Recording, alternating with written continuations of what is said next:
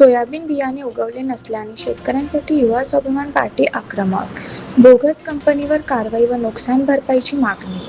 अमरावती जिल्ह्यात यंदाच्या खरीप हंगामात सुमारे 65% जमिनीवर पेरणीची प्रक्रिया पूर्ण झाली आहे. मात्र तिवसा, वरुड, मोर्शी, भातकुली, वलगाव आणि धामणगाव रेल्वे तालुक्यातील अनेक शेतकऱ्यांनी पेरलेले सोयाबीन बियाणे उगवले नसल्याने मोठे आर्थिक नुकसान झाले आहे. या पार्श्वभूमीवर युवा स्वाभिमान पार्टीच्या वतीने पार्टीचे मार्गदर्शक सुनील राणा, जिल्हाध्यक्ष प्रकाश साबळे यांच्या नेतृत्वात शेकडो शेतकरी बांधवांनी आज 7 जुलै मंगळवार रोजी दुपारी 1:30 वाजता अमरावती विभागीय कृषी सहसंचालक कार्यालय अमरावती येथे आक्रमक आंदोलन केले. यावेळी संबंधित बोगस सोयाबीन बियाणे उत्पादक कंपनी विरोधात तातडीने गुन्हे दाखल करण्याची मागणी करण्यात आली.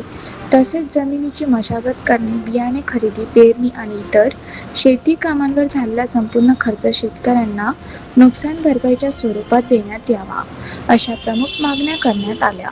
मागण्या वेळेत पूर्ण न झाल्यास अधिक तीव्र आंदोलन करण्यात येईल, असा इशारा देण्यात आला. यावेळी दर्यापूर विधानसभा प्रमुख श्री संजयजी भारशाकडे यांच्यासह युवा स्वाभिमान पार्टीचे अनेक पदाधिकारी व कार्यकर्ते मोठ्या संख्येने उपस्थित होते.